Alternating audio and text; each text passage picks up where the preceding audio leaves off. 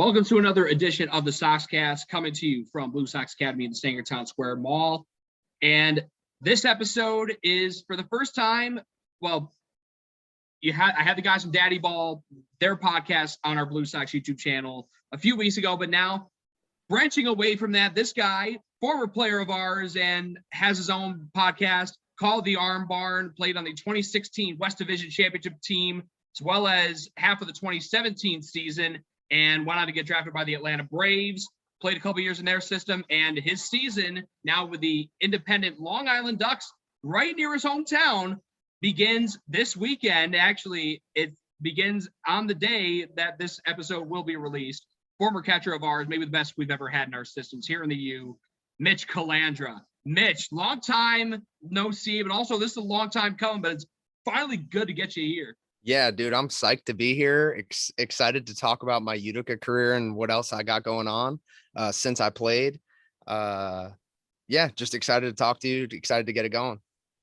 So you're from Long Island, New York, and obviously it's New York State, but obviously you're a ways away from upstate, especially here in Utica. So when you got the assignment to come to Utica, and granted you were not in New York State, you were at Eckerd College down in Florida, solid D2 school. What were your initial thoughts about coming up to Utica and spending your summer in a different part of the state? Yeah, to be honest, I was excited about it because I knew my dad was going to be able to come up and my family was going to be able to come out because that's like a one-day drive. So he would do that all the time. But other than that, I had heard stuff about upstate New York. I really had never even been up there. I had always gone the other direction, south, anytime I had left Long Island. So it was pretty much the first time even going up that way for the most part. So I was excited to see what was up there. And yeah, just really excited. So on that team, I mean, there were a lot of dogs on that team, but for you, I mean, I feel like there must have been a level of comfort knowing that you had a couple fellow Long Islanders on your team, guys that went to LIU Post and Joe Spitaleri, Brian Kavanaugh. You think they helped establish a level of comfort, and then just talk about the level of comfort with everyone else in the clubhouse? Yeah, to be honest, I didn't care. I could have roomed with anybody, could have hung out with anybody on that team. We all pretty much clicked. I mean, you saw it straight from the jump. Like everybody on that team kind of clicked. But having Joe and Cav in the house with me was awesome. It ended up being me, Cav, Spit, Wink, and Eric Handelman in the house. So that was a pretty awesome house for sure. We always had people coming over to hang out and stuff. But yeah, having those two guys from Long Island, it was funny because I always thought Spit was kind of a jerk, to be honest with you. I don't know if I can curse on here. I would have called him something else, but I always thought he was a jerk. But other than that, I was pumped to have the Long Island guys. And then as soon as I got to know the real Spit, which he would say the same thing about me, he's an awesome dude, and we instantly became really good friends. You talk about the rest of that team. I mean, again, you had some dogs on that team in the field, on the mound, and as a catcher, I mean, you got to catch some really, really good pitchers. I mean, talk about how well-rounded that staff was from the rotation down to the closers. I mean, not only was Ryan Green a closer, George Navidel is a natural closer from St. Thomas Aquinas that was able to, close the door a couple of times. Chad Burrows, and then obviously Ryan Green, who, despite being a guy who was there for most of the summer, lovingly referred to always as new guy. Yeah, no, dude, this was like the first sense of like a dominant pen that I ever had caught, and a dominant pitching staff that I'd ever been a part of. So it was kind of awesome to see like the mentality that all those guys brought in. And it was kind of from one to however many pitchers we had. It was across the board. Guys would just come in with like a killer mentality. And they set the tone for, kind of the entire season. I think it was Craig. Why can't I think of his last name? What was Craig's last name? Craig Prince. Craig Prince. I remember we opened up against Mohawk Valley, I think. And right, am I remembering this Yeah, correctly? in Little Falls, correct. Yeah, so we opened up and I was hyped. I was like, yo, I'm about to catch this D3 kid. Let's go. D3 grinder. We were about to get after it. And dude, he delivered. I mean, he was dotting all over the place. I think he went 6 or 7. And I remember us getting the win. And so right off the bat, seeing the mentality that our guys would come in with, I knew that that staff was going to be really fun to catch all year. On the offensive side, I mean, you were one of many very, very good hitters. And there was a lot of Northeast products on your team. Obviously, you from Long Island. Mr. Blue Sox himself, Taylor Olmsted, is from Greenwich, Connecticut. Frank Jennings went to Central Connecticut State and is from Montgomery, New York. Not too far, relatively speaking, from you. Obviously, Spit, another Long Islander. And, I mean, talk about just how good that lineup was. And, I mean, you couldn't focus in on one guy and one guy alone, because all three of those guys I mentioned, as well as a host of others, they could kill you on any given night. Oh yeah, it was awesome. I was always excited to see who they had as the Burger King fry guy, because it honestly 1 through 9, the crowd had a pretty good shot of getting those fries. So I mean, you know, talking about Spit and Frank at the top of the lineup, I always knew that I was going to be having my opportunities to drive in runs. And you know, knowing that, it like boosted my confidence, especially you know, late in games. I was like, if we were down or anything like that, I was like, top of our lineup's going to give us a shot, give me a shot, give other guys a shot to get those walk-offs, like you were saying earlier. And just, yeah, it was honestly a really fun lineup to hit in, because we knew no matter what part of the lineup we were at any point in the game, we knew we had a shot to win it, because, you know, pretty much everybody could produce.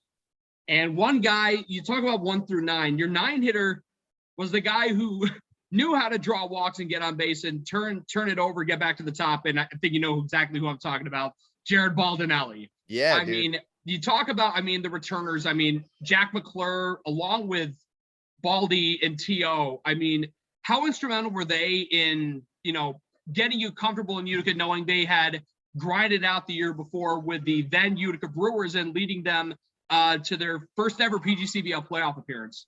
Yeah, those guys, honestly, we talked about Craig setting the tone for on the field stuff, maybe in that first game with the pitching staff. They definitely set the tone in the locker room. You know, they kind of told us what to expect between the city, you know, other cities, the food, places to eat, you know, everything from top to bottom. They kind of, you know, let us expect, you know, what it wasn't like we were, you know, you know, what am I trying to say? It wasn't like we're, you know, blind to what we were going into. They kind of got us ready. They let us know what we could expect from, like I said, from the city, from the league, everything from top to bottom. And we talk about, you know, developing a relationship with that crowd. I mean, you saw opening night against Elmira, which is, again, that season was the first year with the rebranding of the return of the Utica Blue Sox. Yeah. I mean, obviously, there's a lot of excitement behind it. The big crowd opening night against the Pioneers of Elmira, which was a big win.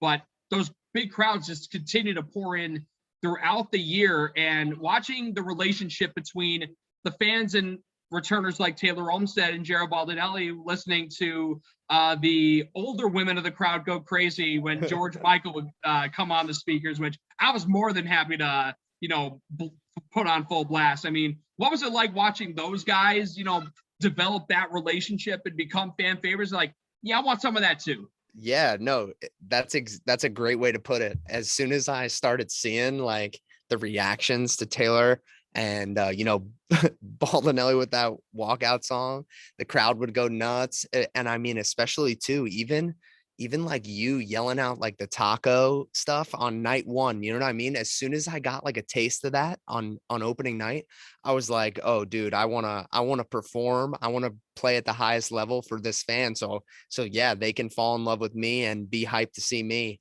play every night.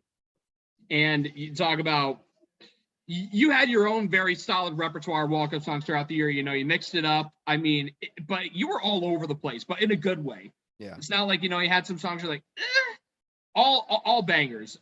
So first of all, Work by Rihanna was hot back then in that summer of 2016. Natural choice. But I mean, what's the inspiration behind ABC by the Jackson 5?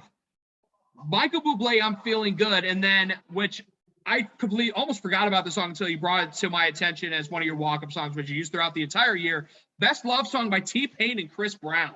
Yeah, I think Best Love Song was the only one that I never took out of the repertoire. Correct. Yeah, Work, actually, to be honest, it was less because it was a popular song then, but more because it's now my fiance's one of her favorite songs back then. So that's actually the reason I did it. She walked out to it her freshman year in college, so I took it as my walkout that summer in Utica. But then Best Love Song, like I kind of mentioned this to you before the show, Best Love Song was that song that if I got the aux at a party, that's probably the song that I'm going with. It's always been a favorite of mine. I just love when Chris Brown comes in. I'm always a huge fan of T-Pain. So yeah, that honestly, now that you mentioned it, I may have to, if I struggle a little bit, if I ever struggle at all this season, I may have to switch it to that to maybe have a little slump buster. Oh yeah. Now, I mean, I think you told me the Jackson 5 one. I think it was for Kids Day, if I'm not mistaken. Yeah, I forget. I don't know. I tend to just kind of do spur of the moment decisions. So it could have honestly just been I heard that song in the car on the way to the field that day and was like, okay, yeah, I may not mind walking out to that. And then I probably just let you know. I don't think there's any huge backstory behind that one.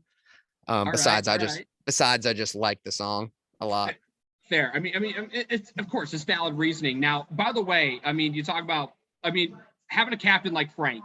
I mean, and you see, vocal leader in terms of him speaking, but demonstrative leader too. I mean, what was it like watching a guy like him at the top of the order with the swagger and confidence? I mean, literally coming up behind the plate, walking behind, from the on deck circle on the third base side of the left-hand batter's box, pumping his chest and all that.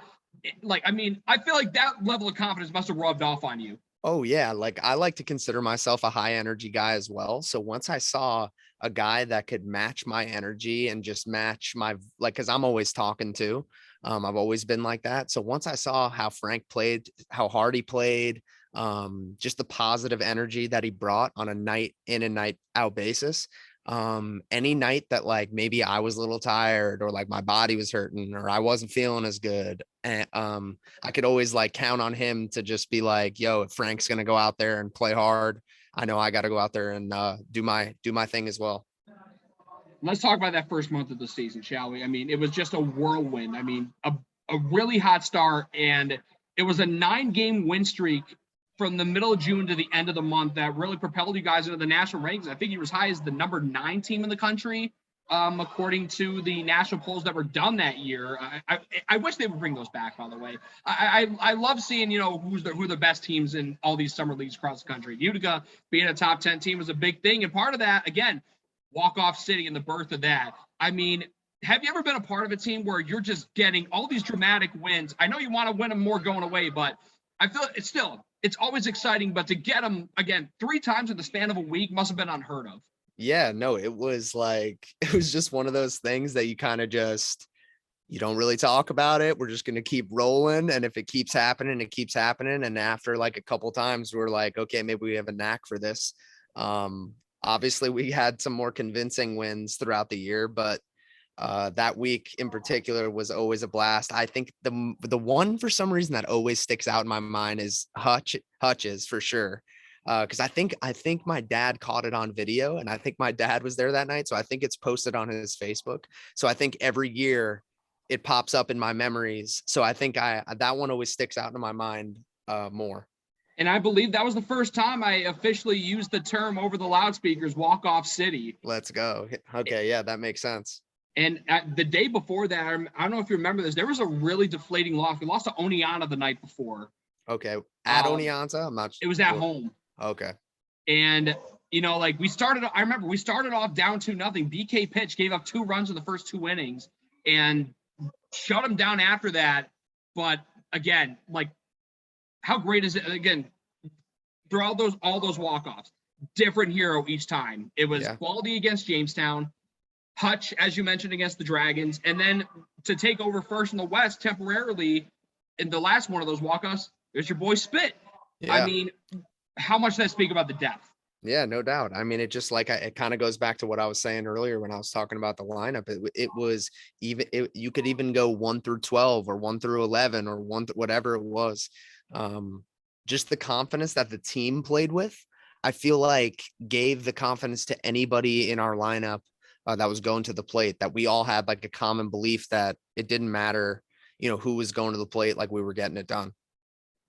Now, obviously, yeah, you're going to hit a wall, and you did right around, early July, coming off the highs of being a top 10 summer collegiate team of the country. But as a catcher, how important was it to get new, fresh arms in the form of, the Minnesota boys, Kevin Webke, Gus Varlin, and then from Wright State, a guy, I know you're repping Pittsburgh right now, and he's with the Pirates organization, Bear Bellamy. Yeah. I actually, I played against Bear last year, so I've actually spoken with Bear as recently as less than a year ago, honestly. So I saw him less than a year ago, and I actually saw not Gus, but Louis Varlin this spring training as well. So there was 2 Utica Blue Sox reunions in the last 365 days for me. Now, but how important was it, to get for those 2 guys? Yeah. To get some new arms. Yeah. Between, obviously Bear and then Gus, and then Kevin Webke was a guy who just, he just went out there and just threw, kind of like Craig Prince, not a power pitcher, but gave you innings. Yeah, they knew how to pitch. Like, we knew what we were getting out of them, and what we were getting out of them was a chance to win every time they were on the mound. When it comes to those other guys, I mean, Bear, he was always nasty, and obviously he's even figured it out even more since then. And I mean, he was a guy that we could count on to come in, and we knew nobody were gonna hit him. Like, he's got swing and miss stuff. And then Gus, I mean, he's a top 30 prospect with the Dodgers right now, right? Or did he get traded? No, he's with the Dodgers. He's with the Dodgers, right? Yeah. So, I mean, dude, that guy came in and nobody had to say a word about anything to him, because we knew he was gonna come in and dominate pretty much every night like he did. Yeah, it was really nice to get those guys. I actually forgot that we had gotten those guys later in the season. But yeah, that was huge for us. Those guys were staples on our staff. Well, one of those staples, by the way, and there were 6 All-Stars, you included, along with T.O., Spit, so Frank, obviously, and then on the pitcher side, I mean, Ryan Green obviously was one of them, but one guy that was an All-Star and went down late in the season. I feel like it must have been deflating, but a guy like Mike Hope, I mean, another bulldog on the mound, and he had dominant stuff. He's a closer now in the indie ball circuit, but he was a starter for y'all, and he was dominant. But I mean, in a way, did Hope going down, because I remember Gus came in and relieved him in that game, where Adirondacks manager actually got tossed in the home finale, I believe, that night. But I mean, do you think that Hope going down, as much as it hurt, do you think that really opened the door for Gus to take his spot in the rotation moving forward? Yeah, 100%. I mean, it was obviously losing a guy like Hope was huge. I mean, he's a beast. But like, I guess Gus probably was a little bit more comfortable in the starting role. So, I mean, it was a good chance for Gus to show what he had. And obviously he's a stud. So, I mean, he ran with it and, pitched phenomenal. So now let's move to the playoffs. I mean, the year before, Utica went to the playoffs, and in a 1-game scenario at Victor, they lost and they were done. This time you get a home game in the playoffs, and you're playing very good Jamestown team that had good pitching, good hitting, and it was a pitcher's duel. I don't think a run scored till like the 7th inning, and it was a solo home run that gave Jamestown a 1-0 lead. But I mean, that whole game was a grind because of the fact that, well, you had like an hour or 2 rain delay or something like that. And I mean, let's not forget the iconic photo of you playing. Let's go. It's one of my favorite photos. I think it has to be inside my top 5, top 3 favorite photos of my career, honestly, with Spit. I mean, playing a little fungo golf. I mean, who wouldn't love that? I mean, just talk about just the mentality, just going through the rain delay and then going down 1-0, and like you're thinking, okay, we gotta find a way, because Webke, other than the home run, was brilliant. Yeah. And you're just like, we got to help this guy out and get some runs. Yeah. Yeah, no, that's exactly what we thought. To be honest, I can't remember exactly what happened, so you're gonna have to fill me in. But I obviously we battled back and won. What ended up happening to end that game? I think so I'm pretty sure we scored in the bottom of the inning. I think we either scored, I know we took Mason giving us the lead on a base hit. And then Baldy, I think it was either the same inning or next. Baldy gave us the insurance run, and then new guy closed it out on 5 pitches. Yeah, I mean, that was the nice thing about the team. I mean, we knew we were going to battle back one. I mean, we proved that all year that we weren't afraid to play, down. And then we knew also that a 1-run lead in the 9th was like, oh my gosh, it was plenty. I mean, that every time he came in, it was literally noise. I could throw down one finger every single time and they weren't hitting nothing. Looking back, he kind of like, I know there's like a whole new thing with analytics and everything in the game. Looking back, he has to have one of like the highest spin rate fastballs I've ever caught. Cause I mean, that dude would come in and absolutely bring it. And I mean, he only needed 5 to put Jamestown away in that one game. So I mean, now the division championship series against Elmira. Now I mean, you guys own them in the regular season. I think you maybe lost once to them the whole year in the regular season, and you go up 1-0 against them. You win at Dunfield, but it comes at a cost. Taylor goes down, and then Mason went down as well. So, 2 crushing blows right there, and you're already without Mike Warren, who had gone home.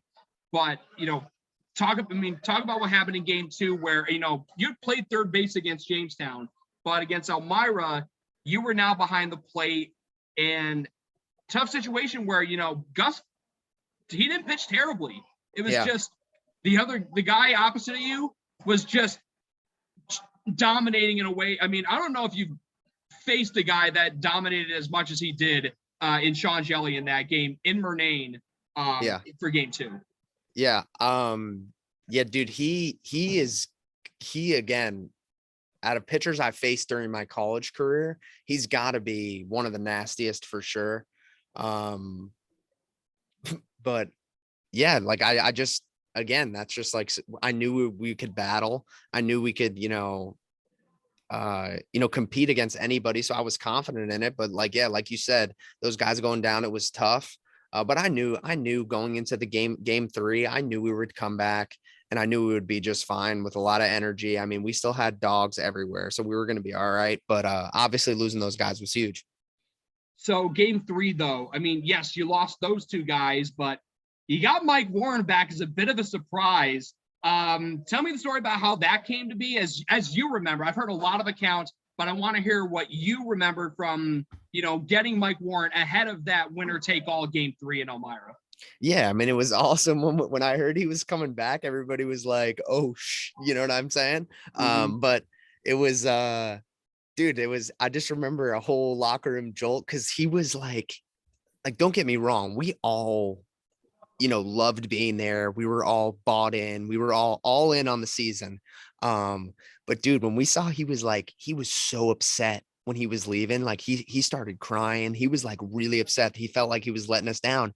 Meanwhile, everybody else was like, dude, if you got to go home a little early, like in the big scheme of life, like if you got something you have to go home for, we were all, we didn't like look down on Mike at all for having to head out of there. But then when we got him back, just a guy who brought a lot of energy, who we needed in the outfield, and just as a huge energy boost.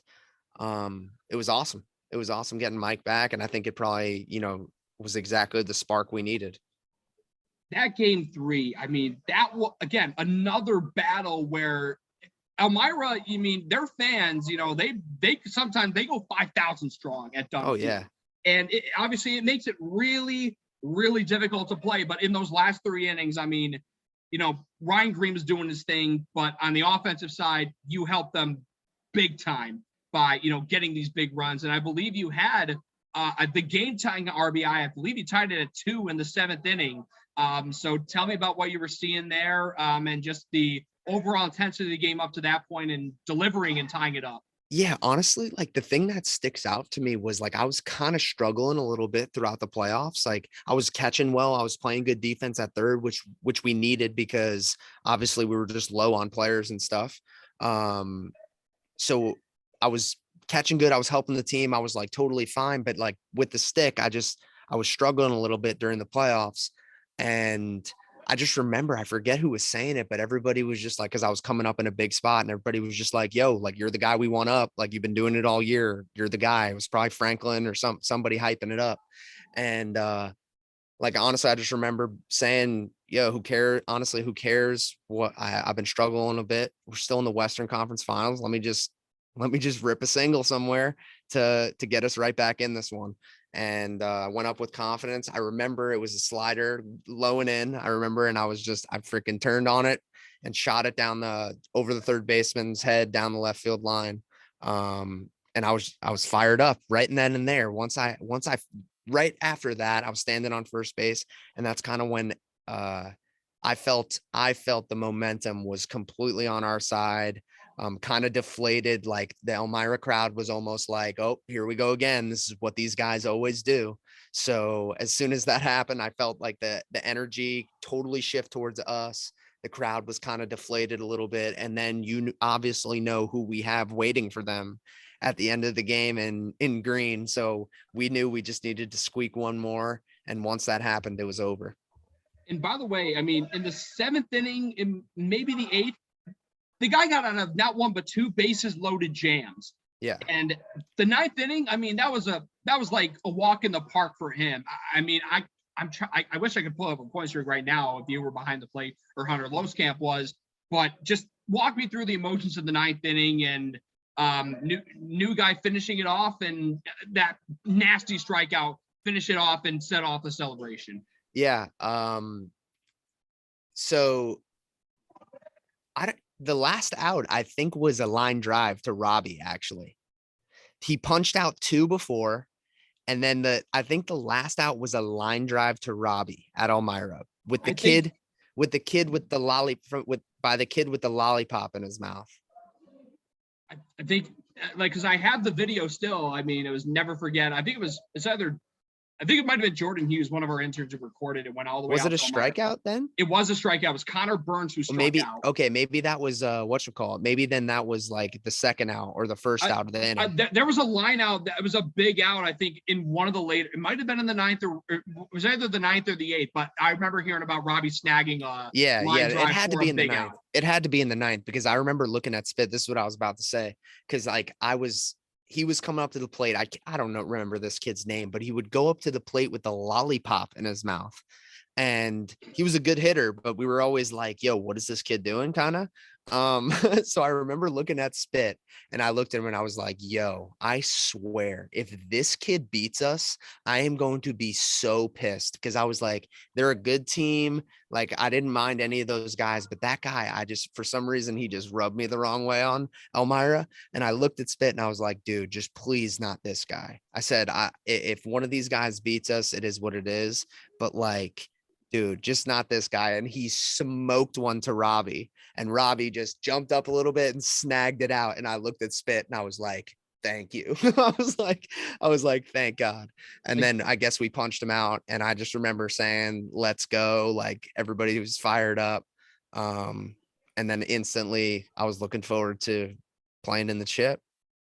I mean, I feel like you play, especially with the player of your caliber. You mean you play for a lot of heavy stakes, a lot of high stakes, and obviously winning a West Division championship was one of them. But do you think in that league championship series against a very good Amsterdam team, you guys at that point were just out of gas? Honestly, I think personally, I think the main difference was we had a lot of guys on our team that contributed to their college seasons as well. So like if you look at those guys that were on those Amsterdam teams, there were like a lot of D1 guys that maybe didn't get as much like didn't play as many games during that college season. And we had dudes that like pretty much everybody on our team was a starter at their college. And I'm not saying that Amsterdam team was by any means like those dudes were beasts. Like, Well, yeah, no, you got Power 5 guys all over the oh place. my God, that's what I mean. That's what I'm saying. So they were just like young guys and they came out and absolutely bashed. I mean, those dudes raked. I just remember that lineup pretty much 1 through 9 had juice and could hit the ball out of the ballpark. Yeah. And that ballpark suited them well. And dude, they had some swingers on that team. That's for sure. Oh yeah. I mean, the guys I remember vividly, Joe Genord was one of them. I just remember the dude from Delaware. Patton? The first baseman. I mean, that dude was smacking baseballs 500 feet during the championship. Yeah, and the other kid was their third baseman. I don't remember, Carranza. Yeah. I mean, they had, again, a bunch of mashers. And, I mean, even with losing in the championship series, I mean, I feel like, it was like, listen, we did something special here. There's nothing to hang your heads on. Yeah, no, I mean, that, like, for a summer ball team to, like, make that much of an impact on each other and, like, just have that much fun throughout a season and just care that much, it's rare. Like, I'm being completely honest. I've played, 3 years of college summer ball. I play, you know what I'm saying? I've talked to a bunch of guys. Usually it's just everybody goes out, has fun, don't really care about winning, losing. It is what it is. Just have a good summer. But that group of guys, we were like, F that, like we want to win bad. And I mean, that kind of, in a way describes me. Like as soon as I saw a collective group of guys just wanting to win and compete, I was like, let's go. I'm all in on this. And the thing is, I mean, what stood out about this group, you don't have a lot. You're not an Amsterdam. You barely got any D1 guys. Maybe I could maybe count them all on one hand, maybe. Yeah. But even then, I mean, in a way, like you proved that, like, all right, it doesn't matter where you're from. What you bring to the table is the most important thing, and you guys brought it all year. 100%. I mean, I've had to do that pretty much my whole career. You know what I'm saying? Every when I got to college, it was the same thing. I had to prove that I was good enough to be there. When I got to pro ball, I had to prove I was good enough to be there. And honestly, I'm probably gonna have to do the same thing in this Atlantic League. You know what I mean? It's kind of unless you come from that like Power 5, big time D1 school type of program, that's pretty much what all of us guys do. So when we had a group of guys that collectively basically didn't give a rat's about who was on the other side, as soon as I saw that was a group that I was playing with, a group of guys like that, it fired me up even more. And I think it was just contagious in the locker room. So coming back in 2017, it's not like, you were on the initial roster. You came back maybe a couple weeks into the season, and, I don't think you lost a step, because if anything, you got even better. I mean, in the half of the season or whatever it was that you played here, you hit like 330 something. I mean, you were mashing the ball, and one home run, we were talking about it. You hit the light tower, the top of the light tower that is in the field of play at Vets Park in Little Falls. I mean, what really changed for a guy? Again, there wasn't a lot of power on the 2016 team, because you guys just drove in runs however which way you could. But I mean, what got into the power surge the following year? Honestly, it was probably just experience, getting a little older, having a second whole season of college under my belt. And for me too, like my freshman year of college, I wasn't like an absolute staple in the lineup until about like 20 games in. So I didn't have like that much experience in terms of at bats. So to have my freshman college season, then a whole year of summer ball hitting with a wood bat, then going back to college with the confidence that Utica gave me, having a good sophomore year, and then honestly a whole nother year of lifting, maybe eating a little bit better. I probably put on a little bit of good weight, a little bit of strength, and then but if I had to put a stamp on one thing that probably helped me, it had to be the amount of at bats and hitting in the 3-hole for an entire season my sophomore year of college, which was the first time I had ever done that. So now, I mean, I hate playing the compare game, but I mean, the 2017 lineup had some, I mean, obviously, you got to be happy when you have Taylor Olmstead back, obviously. But I mean, you talk about some of the other hitters. Big Hoss, Zane Harris. I mean, guy mashed the hell out of the baseball and still raking now at Wright State. Cole Purcell is another really good catcher. I mean, maybe the closest match to like the closest in competition and talent that you've ever had to go up against in Utica, I guess, if you want to call it a competition. Yeah, no, Cole was awesome. He was a really good catcher and a really good dude.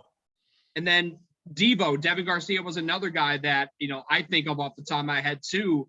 And even like towards the bottom of the line, Matt McDermott's a high school kid that. Yeah, he's playing at Coastal.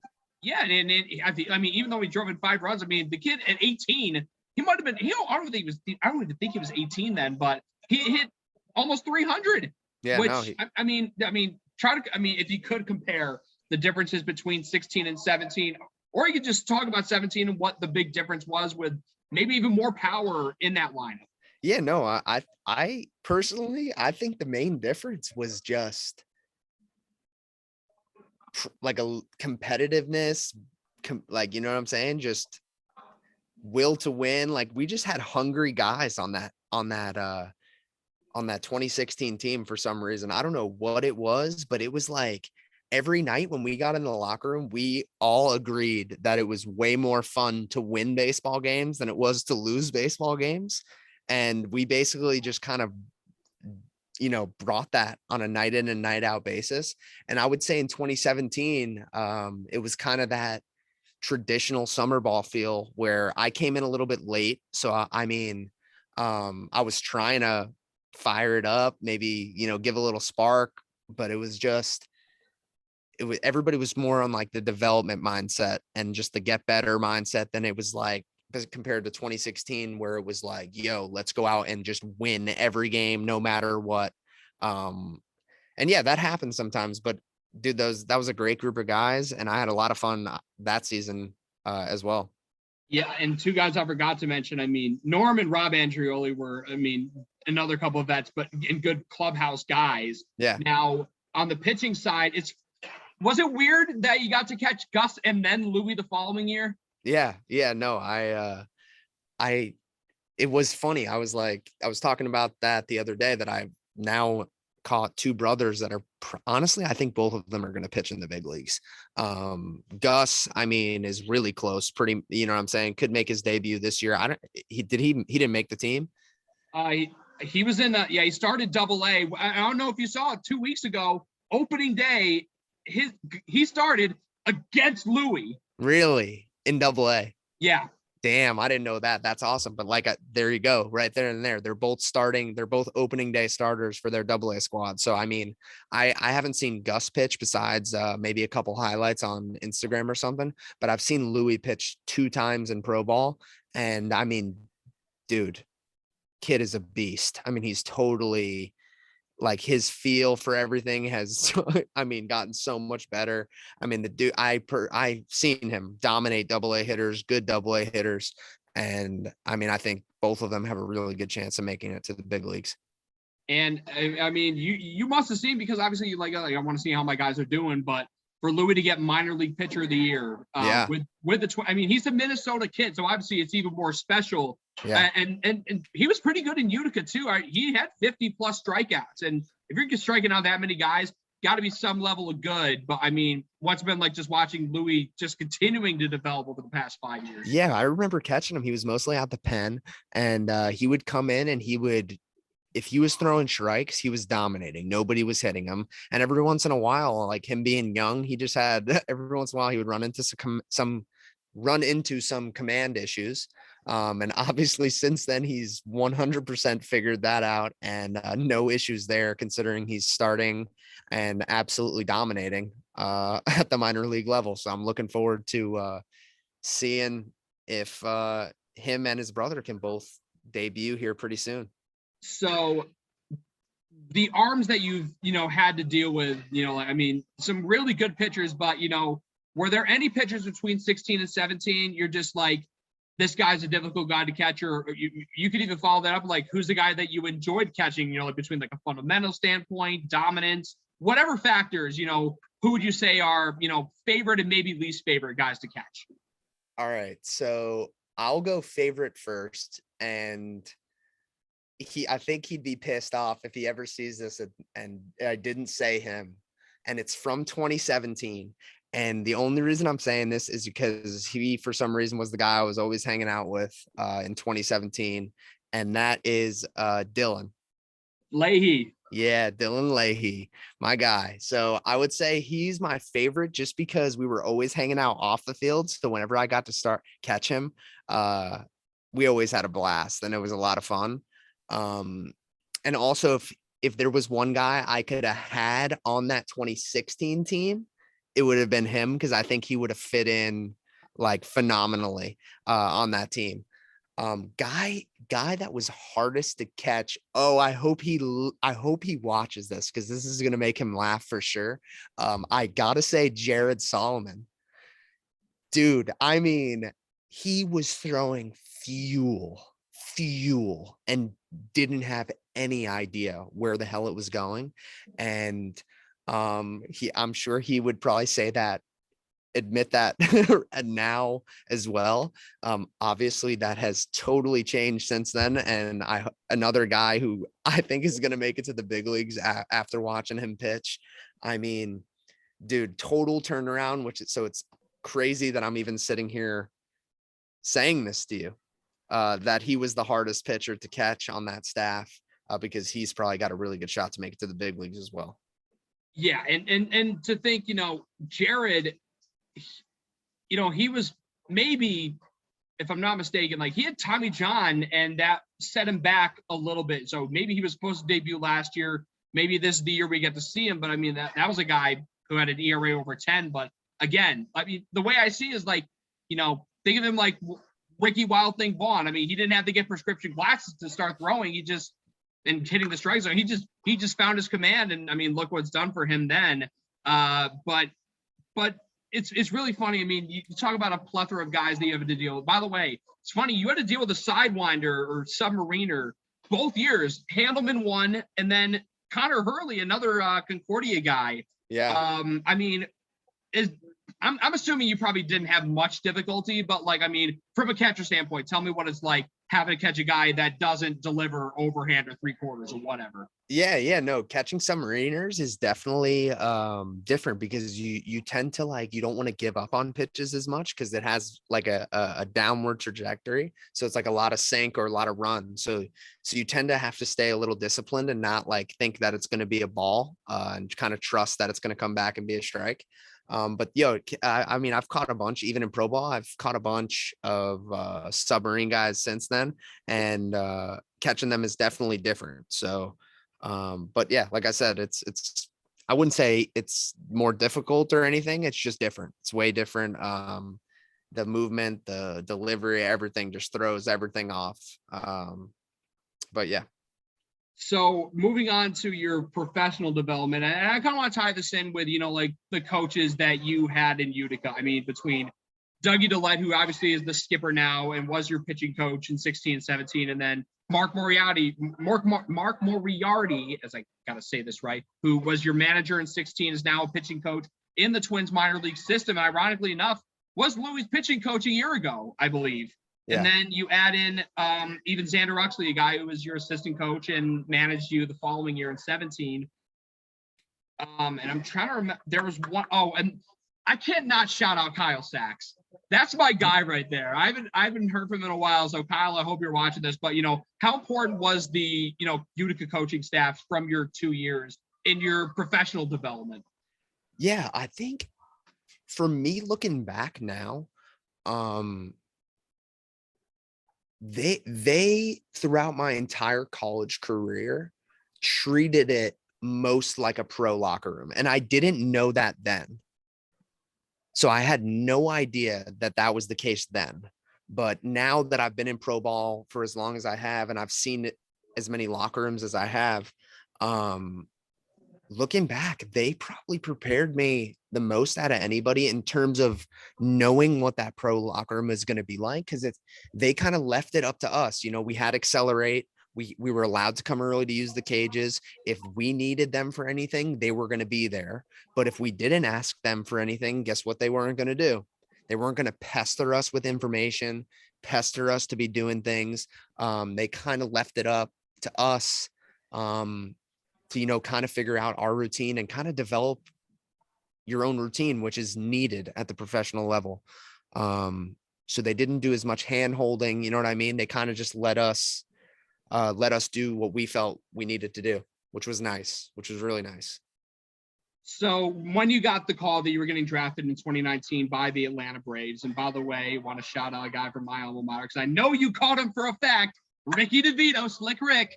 Yes, I did. I believe Rookie he was ball. drafted. He was drafted, I believe, same year, but obviously, I think he was one of the earlier picks because the guy just had a curveball that almost made me vomit in person. Yeah, and you mean he throws 98-mile-an-hour sinkers? Yeah. I mean, I don't even want to get into the details of like how to catch that, because like, you just do it. Like, there's no way trick. You just do it. I try to not think about it sometimes. But when you got the call that you were going to get drafted in 2019, were you thinking about, your time in Utica and, how it got you to that phone call? 100%. Like, as soon as you get drafted, you instantly just kind of realize all the experiences and all the things that helped you get to that moment. So it's more like proud. You feel like really proud because now Utica gets to say Mitch Calandra, former Utica Blue Sox, got drafted. You know what I mean? So you do instantly think of stuff like that. Just like Eckerd College, I was instantly like, now Eckerd gets to say Mitch Calandra got drafted out of Eckerd College. Same thing with Floral Park. Now Floral Park gets this, you know what I mean? And so on. So instantly when you get drafted, those are the things that you kind of think about.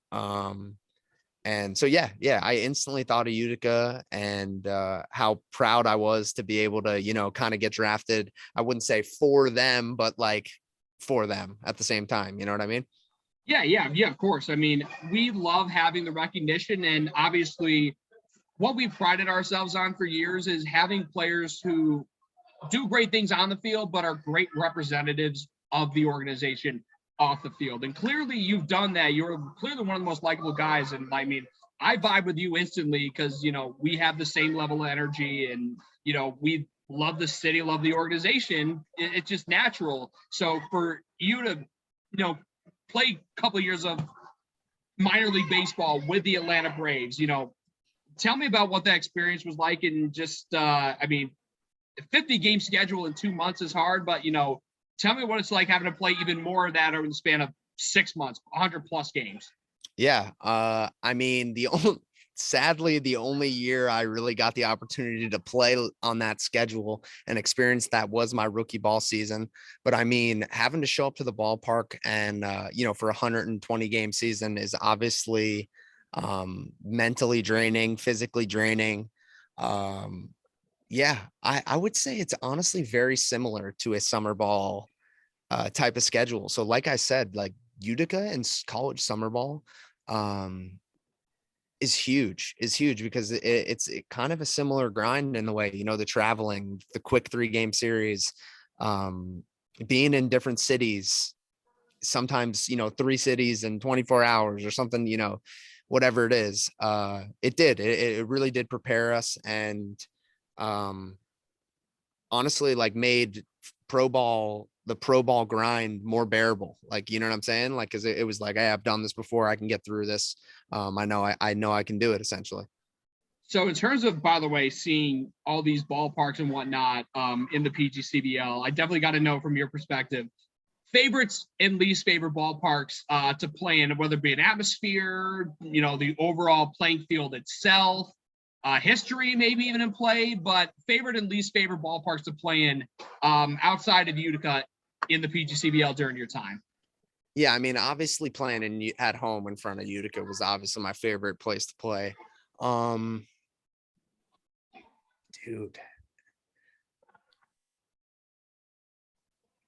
I gotta say Elmira, and it was because of how hard of a place, my favorite.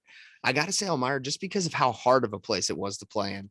You know what I mean? Because those fans to this day, they're rabid. Those gotta be I don't want to say nastiest because it wasn't like disrespectful. But those got to be the most brutal and just relentless fans that probably till, like I said, still to this day that I've ever played in front of, especially during that championship series. Because I mean, I remember me and Spit was hitting 2 and I was hitting 3, and Spit looked at me. We were in the on deck circle, like leading off the game, and we just heard these guys yelling, "Hey, Spit, hey, Calandra, go back to Long Island, you pieces of," and we're just like, I looked at Spit and I was just like, damn, they like really, they like are, they hate us right now. I was like, this is awesome. I said, we're about to get a taste of what it's like to be like hated. So yeah, I would say that was, I know I just said all negative things, but that was a great experience for me. And I actually had a lot of fun, especially being on the winning side. Like those, if you're not like too, if you don't get too, butthurt about what people say on the field, like that kind of stuff motivates you to play. And I think it makes me more locked in. So yeah, I wish I could play in front of a crowd like that every night. That would be totally fine with me. And then least favorite is simple. I don't know what field that is, but no fans. They have the hill. Adirondack. Yeah. I mean, that's by far every the time. one where I could go deep. Yeah, exactly. That's the only reason that that's the only reason it was somewhat fun to play there, was because I knew at least we could hit some bombs that day.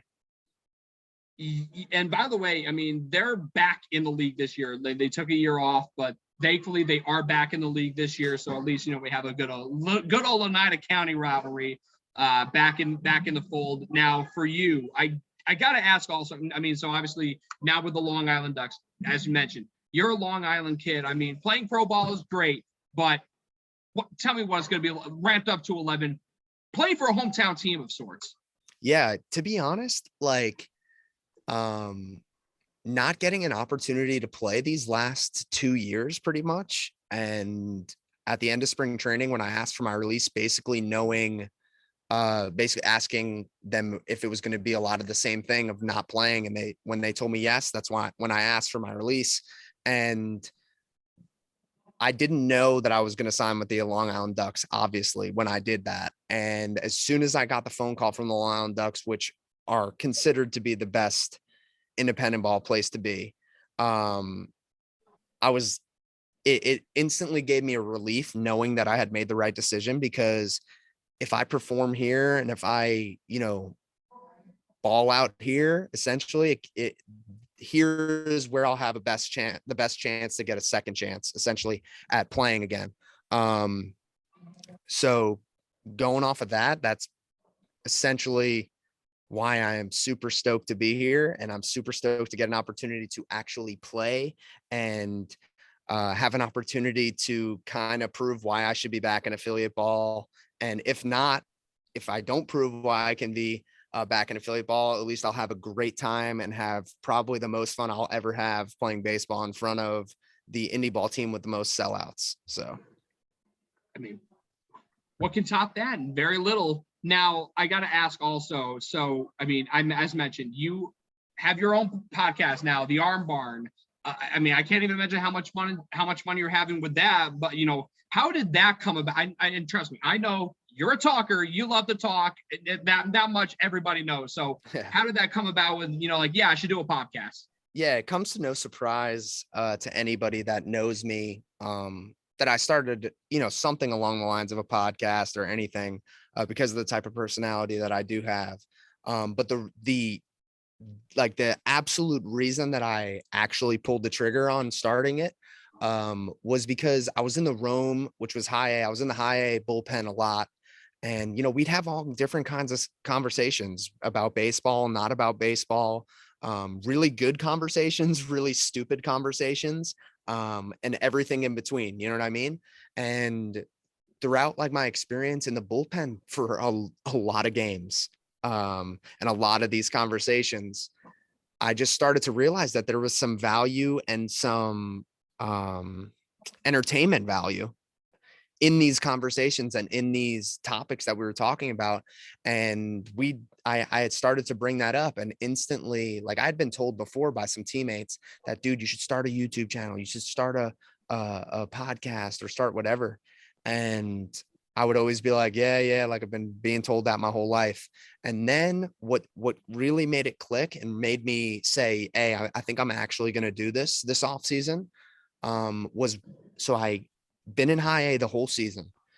They tell me that I'm going to go to double A to be the bullpen catcher in double A because they're getting ready to go on a playoff run. So they send me to double A. They were like, yo, you're not going to play, but you're going to be in the bullpen. I was like, sweet, whatever. I get there, and no joke, never brought it up, never said anything about it, because this is a whole different staff. I don't know many of the guys. I'm the youngest one. These guys all have a lot of experience. So I was mostly being quiet. Didn't really, I mean, I would speak, but not too much. And dude, instantly within a week of me being on this team, they were like, yo, Mitch, like you should start your own podcast or start your own YouTube channel. And I had never met any of these guys really before, besides maybe a handful. And so total strangers within a week of knowing me said that I should start one. So essentially that right there was the inspiration behind starting it. And I'm glad I did. I had a blast for the first, I think, 8 or 9 episodes that I did. And now that I have kind of like a secure, steady location for at least a little bit, I'm going to be firing up episodes here pretty soon. So I'm just saying, I mean, we talk about in collegiate athletics, mainly basketball, football. Why hear more in basketball? We talk about home and homes. So just saying, I'm hosting this one. So I'm expecting like John Rossi to say like the Arm Barn will be hosting Tim Best and as part of the like 2020. Like, you know what I'm talking about. You see those tweets, like St. Hall, Maryland, going to be playing a home and home, and the return date will be here, so and so. Like, so I'm just saying, home and home. No doubt. Eventually, man. But obviously, we're grateful to have you here first and foremost. And when it comes to things, I mean, we talk about summer collegiate baseball, and a lot of the time you talk about guys who are like, all right, I'm just there to get my reps in and be done. But knowing that you were part of a historic team, the return of the Blue Sox in Utica, which obviously you probably learned about how much the name and all that means to the city and what the return of it meant and how that caused that, outpouring of support year one and beyond. And just watching what the organization's done since you moved on to the professional ranks and all that, what does all of that mean to you? And, knowing that you still got fans from Utica to this day. Yeah, no, it's like, it's honestly really cool. I knowing that I just like left that behind and left even a little impact behind of, people still knowing who I am from there, remembering what I did in Utica. It's super awesome. And totally aside from me personally, it's like seeing like a team store like in a mall, right? Isn't there a team store in a mall now? Well, yeah. I mean, not only is this, like a team store. I mean, we have like full-on batting cages. That's and what I'm saying. A training facility too. Yeah. So like just the fact that none of that was there when we were there, and the fact that we were the first team, and everything has improved after that in terms of just the conditions, this like the team as a whole, the look of it, just everything from top to bottom. It's kind of awesome to just see that we kind of started it and really set it off on a high note in the first season that they were the Blue Sox. And I mean, what better way to start it than, having, going all the way to the championship series just 2 years after they went 9-36, despite having a guy you might have heard of as our starting center fielder named Cedric Mullins. Yeah, that's crazy. I can't, that's crazy. It just speaks to like the camaraderie that instantly happened. I mean, I guarantee you no other team went to a river with floaties they bought at Walmart and literally floated down this random river that we drove to on an off day, like literally 30 deep. Like we had 30 guys with 90 floaties floating down a river for no reason. So You know what? Now that I totally forgot that happened. I totally remember that now. I'm seeing like you, Mace, and a bunch of others. I mean, basically, it was like the whole team. The whole team pretty much went. I remember the line of cars. We were all following Robbie, and he was like, "Dude, I got this river. We just got to bring tubes, and we can go tubing down it." Everybody instantly was just like, "Sure, whatever." And we show up, and it's like this random river that nobody else was swimming in, and nobody else was on, and we just were all in our 99-cent tubes from Walmart floating down it.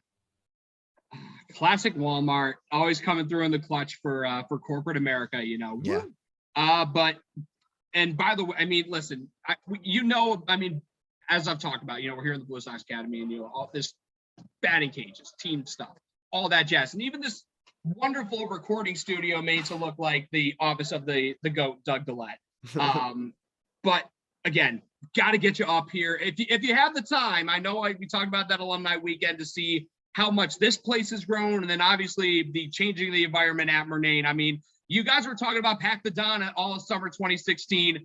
I mean, I can't even imagine like what it would be like to, like you played in a packed Murnane, but I feel like it's going to be something different if you got to see it as a fan, if you come back this summer. Yeah, no doubt. I mean, I don't know what kind of days off, to be honest. I haven't really looked too into the schedule for the Ducks. But if we ever have like some days off in the summer, or like All-Star weekend happens, and for some reason we're hoping that I'm a part of it, but if for some reason I'm not a part of All-Star weekend, maybe we could figure out a weekend that I can head up there and catch some games, because I would enjoy that for sure. Oh yeah, and trust me, I mean, you've probably seen the videos on social media about how we pump it up there. I mean, I wish that was a thing. We come up with that years ago, but I mean, that's something you got to see. I mean, and you've seen, former Blue Sox, Brewer, Ryan Cox was doing his thing with the Savannah Bananas, and we're trying to like, run it up like with the Savannah Bananas in the Northeast. Obviously not as quirky, because BCBL has certain guidelines that we don't mind adhering to, but to get close to that product and show the best of summer collegiate baseball, that's what we're trying to do. And obviously, we want to mold great players and great men. And Mitch, you are clearly one of that. And again, we couldn't be more proud of everything that you did in Utica, everything you've done since, and obviously doing great work on the podcast side with the Arm Barn. So again, Mitch Calandra here on the Soxcast. Mitch, thanks again for the time. And I know opening days is Friday, so best of luck, and start raking and put on for LI, Yeah, no doubt. I plan on doing my best and trying to put on a show and, kind of prove that I could still play a little bit. You know what I mean? Oh, I mean, I'm more than confident that you'll do that, man. Again, Mitch, thanks for the time. And again, best of luck this weekend and throughout the entire season. I appreciate it, everybody. And shout out Blue Sox Nation. Appreciate you guys. Thanks. And one last thing, I give you this plug opportunity. Where can we find the Arm Barn? Oh yeah. Everything. I mean, it's on TikTok, the Arm Barn Podcast. I'm pretty sure everywhere across the board on social media, it's the Arm Barn Podcast. I tried to keep it consistent across the board. Instagram, TikTok. Like I said, I'm going to be starting, now that I have a secure location that I can actually set up my stuff, I'm going to be firing up episodes soon. So yeah, give it a follow at the Arm Barn Podcast. Well, that's going to do it for this episode of the Soxcast. For Mitch Calandra, former Blue Sox, two-time Blue Sox, and of course, Pete Steve All-Star, played in the Rising Stars game. I believe they had that one year in 2017 out in Amsterdam. For Mitch Calandra, I'm Tim Best, signing off for the Soxcast. Thanks for tuning in. We'll catch you again next week.